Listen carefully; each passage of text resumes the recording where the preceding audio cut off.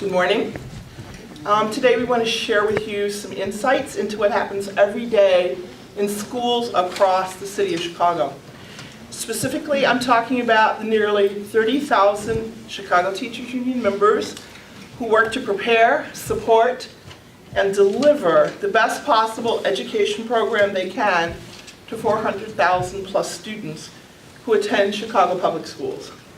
Our members are state-certified teachers trained in their profession.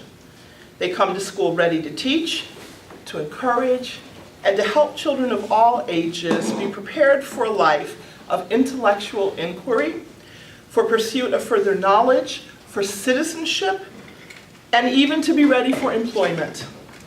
So a very critical set of activities in our work is to determine, to evaluate, and to assess what our students have learned in the classroom from the curricula we teach every day. Every student assessment tells us where we've been successful in teaching, what students have learned, and also where we need to focus attention in future instruction. Historically, and in schools, colleges, and universities around the world, student assessments, or tests of knowledge, are designed by teachers and are based on what's been taught. And as a chemistry teacher, I created such assessments, and I understood this to be a major tenet of professionalism in teaching.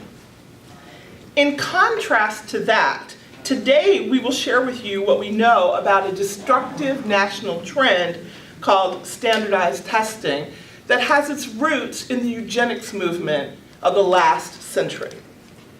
In general, standardized tests are devised from afar and not locally.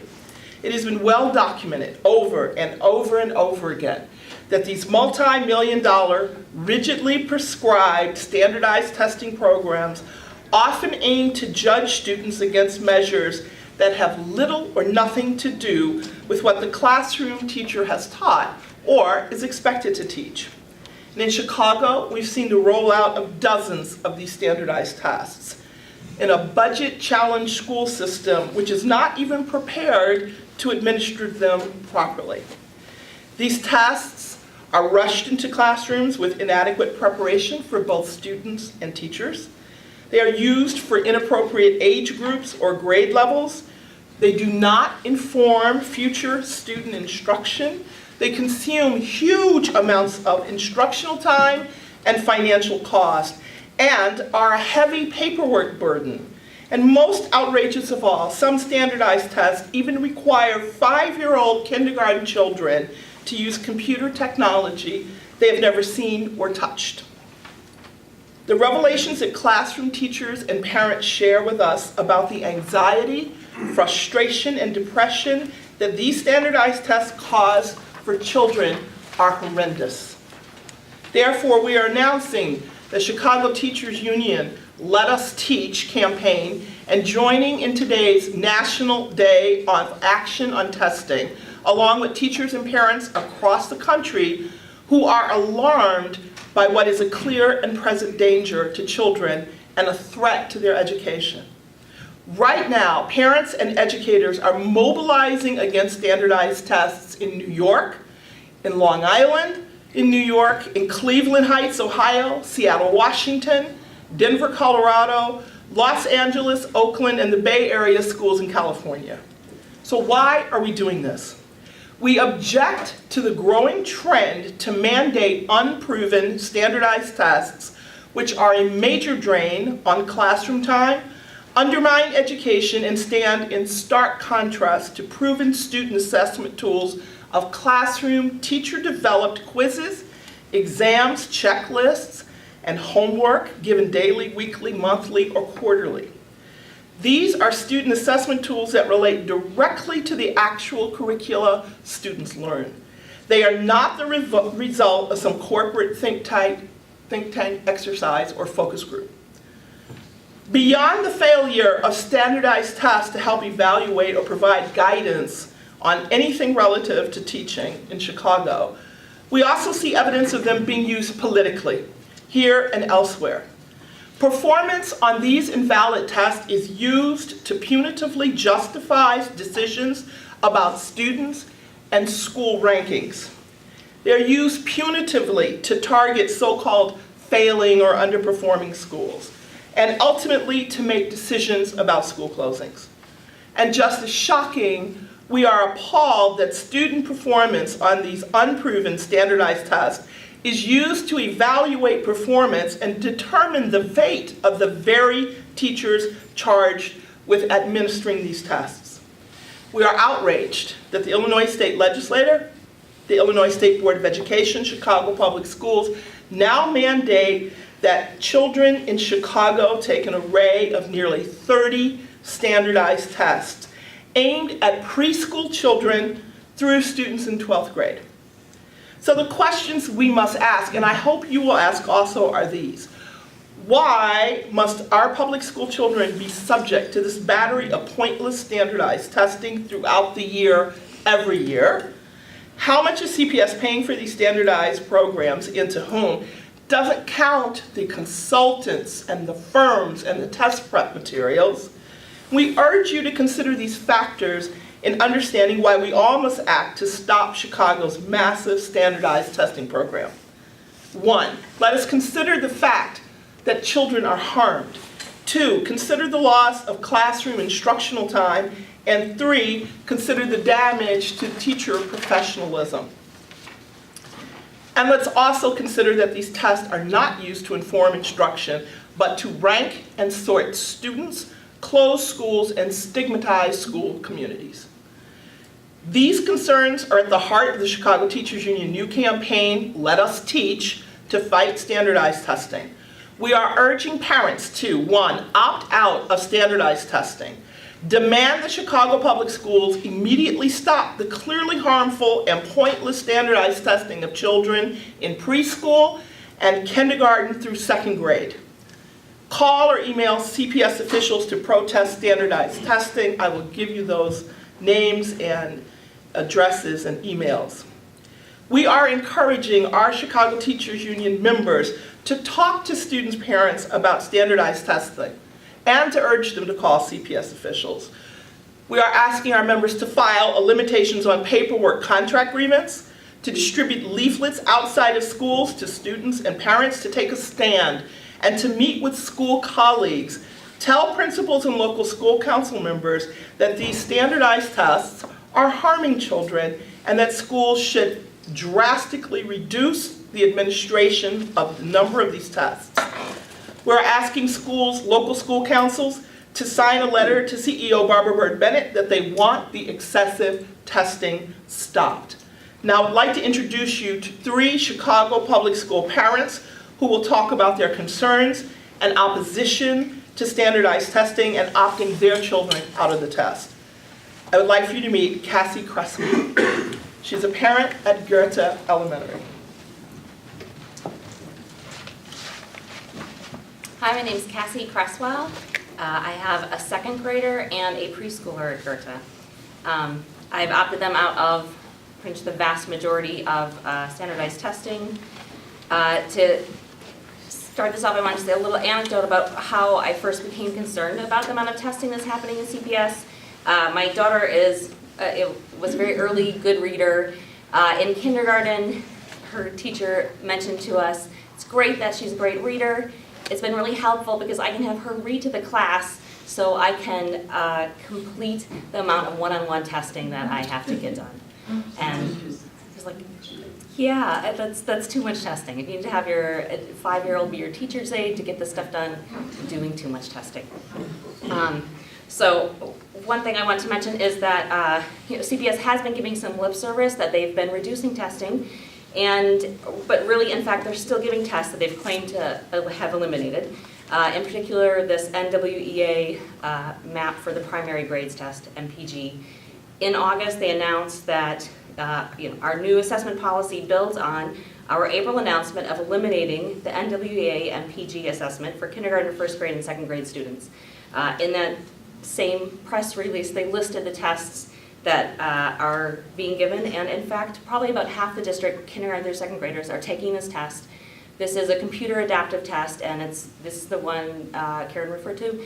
It is extremely difficult for 5-year-olds to be taking this stuff in their first week of school. I have a friend whose 5-year-old left school early during this test and was taken to the doctor. They were worried he had some kind of UTI because he was using the bathroom so much, but in fact he was just extremely anxious, and he was probably actually doing fairly well at this test, as you do well. It's a computer adaptive test to give you harder questions, and things were getting very hard and he was very traumatized. And that's just one student out of thousands who have been taking this test. My concern here is the numbers are amazing. So if I hadn't opted out my second grader out of everything but 3 test administrations, she would have be taking standardized tests 20 times this year. So second graders in this district might be evaluated on reading 13 times, on math 8 times. And in fact now with these REACH evaluations, they're possibly taking standardized tests in areas like art and music. So there's like first graders taking tests in art class now. So I'm very concerned about this. My other concern is that even having opted my daughter out of this, it really leaks into the rest of the curriculum and the rest of the school day. We've been getting homeworks every week, and from our new Common Core curriculum in math, and the homeworks themselves say test prep. The questions are multiple choice, and these are essentially standardized tests as homework. And then when you get like the chapter tests, they're the same way, and it's multiple choice standardized tests, or even the unit tests. These are not teacher controlled assessments, teacher directed assessments, and it's not something I want my 7-year-old spending her school time on. One last thing, the majority of parents don't know what tests their children are being given. We don't know how many, even for what purposes. Even someone who's really informed, you kind of have to do a blanket opt-out because it's so complicated. When we have found schools that actually release, a really detailed list, it ends up being, an incredible, 3 pages of tests. So here's a nearby school to Goethe. This is their fall testing. Takes up a page, says K through 8. Their winter testing, December through February. And then their spring testing, March through June. So it's all year long, over and over again, and it's become really crazy. Thank you, Cassie. Can you spell your name, please? It's Cassie, C-A-S-S-I-E, Cresswell, C-R-E-S-W-E-L-L. Thank you.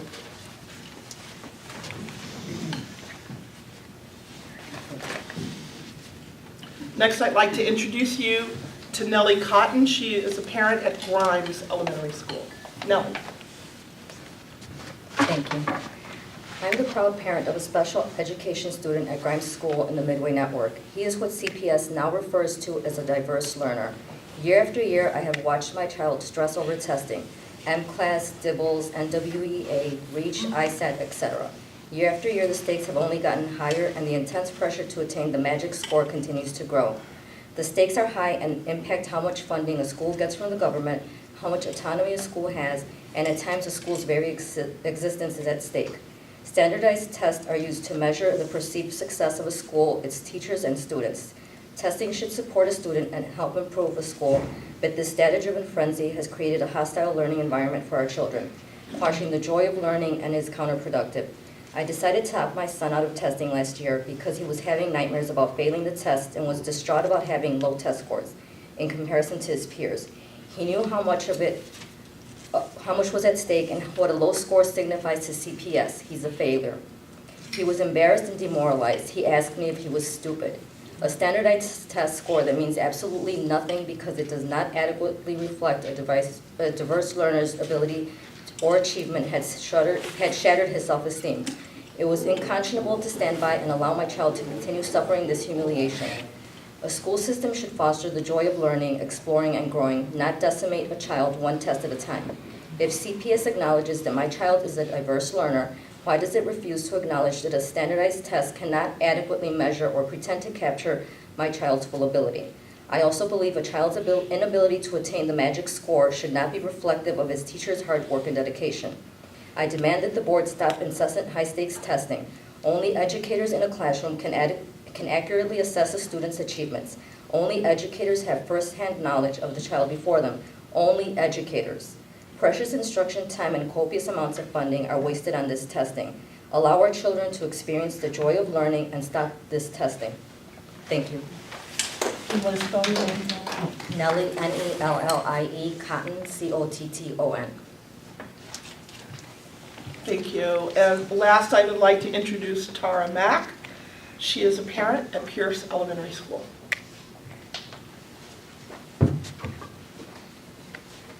Good morning.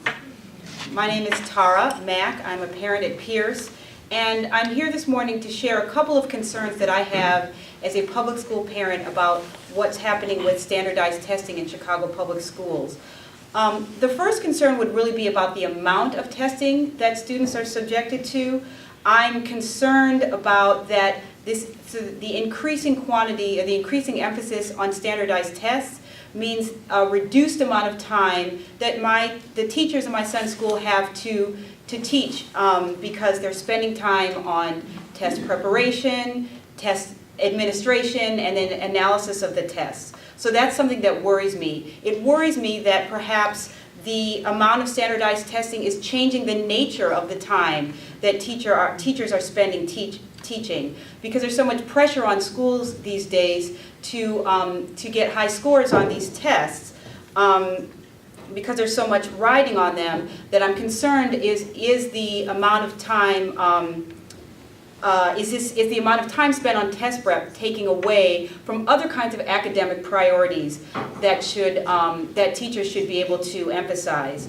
And so when I look at all of the things that are happening in Chicago public schools these days in terms of the school closings and the school turnarounds, I don't feel confident that these tests are there to help my son. I don't feel like they are there to improve his academics. It feels to me like they are simply weapons that are being used against the schools. So that's what they're designed for, not to help my son. So that would be my first concern. My other concern would be about the relationship between CPS and public school parents. And I feel like CPS isn't really being very straightforward with parents. When Barbara Bird Bennett arrived as CEO of public schools, I think she correctly identified that absence of trust between parents and CPS was a big problem. And I think that what's happening now is actually exacerbating that problem. So in last spring and summer, CPS signaled that it had heard parents and educators' concerns about testing and were planning to reduce the testing burden. And then last month sprang a new test, a Common Core benchmark test on teachers. And then to some degree has backed down on that, but what it leaves is a sense of confusion. I don't feel like I really understand what CPS is doing around testing, and as a parent, it's very difficult to know what tests your kids are taking. I think I am not an expert on testing. I think most parents in CPS, we're not experts on testing, but you feel like you have to be, because it's hard to know what these tests are, which tests are mandated by CPS, which tests are mandated by the network, which tests are mandated by the school. And even if a test isn't mandated by CPS, are there certain pressures that CPS is putting on networks and schools that makes them feel that they have to participate in these tests even if technically they're not mandatory? So when I think back to Dr. Bennett's, the concern that she identified regarding the relationship between CPS parents like myself and CPS, for me as a parent, I feel like that what's happening with standardized testing is further eroding that relationship. And I would like to see more straightforward information from CPS around what's going on with standardized testing. And my name is spelled Tara Mack. Thank you. Thank you, Tara. And in conclusion, I would like to take a look just west of Chicago to Oak Park River Forest High School. This is a high school that has always been considered a very excellent school. And people who live in Oak Park pay extremely high property taxes to fund their public schools. However, according to this year, Oak Park River Forest did not make AYP, the annual yearly progress. It did not make it. So is Oak Park River Forest High School labeled a failing school? I think you would be hard pressed to tell the parents at Oak Park not to send their children to that school because it's failing. So part of the problem of the standardized tests is not just the amount of tests, that is outrageous, but also the political nature in which they're being used and the decisions made for them. Testing is fine if it serves the purpose that it is required to do, which is to evaluate student growth. Student growth is not the same as teacher effectiveness. And we have to uncouple that concept because there is not one single study by any real education experts that will ever say that is the case. So we are looking to authentic assessment. And we join our brothers and sisters across the country in this National Day of Testing. Please let us teach. Thank you. We'll take questions now. But Ron loves data. This is how he gets it, how he makes his decisions. I understand that. And for people that don't know anything, they need data. So there are people that will tell you, you will find some folks that have never had any experience with assessment, and they will tell you, I really like these tests, they really help me. But that's because they have not been trained adequately from the very beginning. So we'll see people who've only had, like, for example, a 5-week training session in the summer, and now they're put in a classroom. Well, these data help them a lot because they don't know how to assess, they haven't been appropriately trained. But for those people who have, this is a very debilitating and unfortunate set of. Karen, a question. For a lot of people, even parents are in the system, they just don't understand. When you opt out, how do I have the right to opt out my kid? Yes. How does it work? Can Yes. you please, Sure. for all of us that don't know, don't understand, explain it with, So we have given you in your packet, and we're putting on our website, a typical opt-out letter. There are mandatory tests that children must take. Okay, so let's take those. But all of the other ones, parents can choose to opt out. What parents need to make decisions about are what are the tests that help their children. And that's a discussion that parents could easily have with their teachers when they go to report card pickup next week. And I hope that you have those discussions with their teachers at report card pickup, because teachers will be there to help you make those decisions. But we do have an opt-out form. Sometimes principals make it difficult. Make no mistake, schools are judged by this. Principals have a merit pay scheme based on this. So many of them may try to convince you that it's a bad thing to opt out. However, I will tell you that the principals in Long Island, New York, have come together, put letters together, sent to their Commissioner of Education and to their governor saying, this is nothing less of cognitive child abuse. Yes? When I go back to CPS, they're going to point to their press release in August, I think you guys mentioned, where they said we've cut the number of tests. What is your response to that decision in August? Well, I think it was a very good decision in August, and it was the right one to make. However, there are still more tests, and they have added more since then.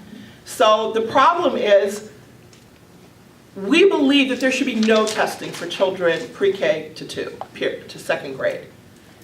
In New York, they are actually working to mobilize their parents against the testing. And again, we are also against testing that's inappropriate, and it's age inappropriate. So children are being taught how to make bubbles.